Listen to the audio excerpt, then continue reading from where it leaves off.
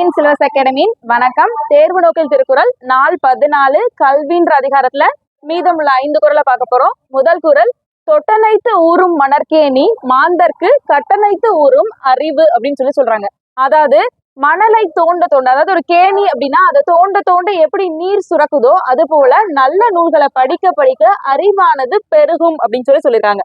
அடுத்த குறள்ல, யாதானும் நாடாமல் ஊறாமல் என்னொருவன் சாந்துணையாம் கல்லாதவாறு அப்படின்னு சொல்லியிருக்காங்க. அதாவது படிக்கிற ஒரு பர்சன், படிக்கக்கூடிய ஒருத்தவங்களுக்கு எல்லா நாடும் தன்னாடு, எல்லா ஊரும் தன்னூர் போன்றது அப்படின்றது தெரிஞ்சும் சாகும் வரைக்கும் எப்படி ஒருத்தர் கல்லாம, அதாவது படிக்காம இருக்காங்க அப்படின்னு சொல்லியிருக்காங்க.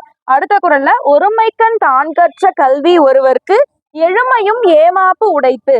ஏமம்னா பாதுகாப்பு அப்படின்னு சொல்லி போன வீடியோல பார்த்திருப்போம். ஏமாப்பு அப்படின்னா பாதுகாப்பு. ஒருமைக்கண் தாம் கற்ற கல்வி, அதாவது ஒரு பிறவியில ஒருத்தர் படித்த கல்வி அப்படின்றது எழுமை, 7 பிறவிக்கும் அவருக்கு பாதுகாப்பானது அப்படின்னு சொல்றாங்க. அடுத்த குறள், தாம் இன்புறுவது உலகு இன்புற கண்டு காமுறுவர் கற்றறிந்தார் அப்படின்னு சொல்றாங்க. அதாவது தாம் இன்புற ஒரு செயலுக்கு இந்த உலகமே இன்புறுவதை கண்டு, காமுறுவர் அப்படின்னா விரும்புவர் அப்படின்னு அர்த்தம். அதாவது படிச்சவங்க என்ன பண்ணுவாங்க அப்படின்னா மேலும் மேலும் கற்க விரும்புவர் அப்படின்னு சொல்றாங்க.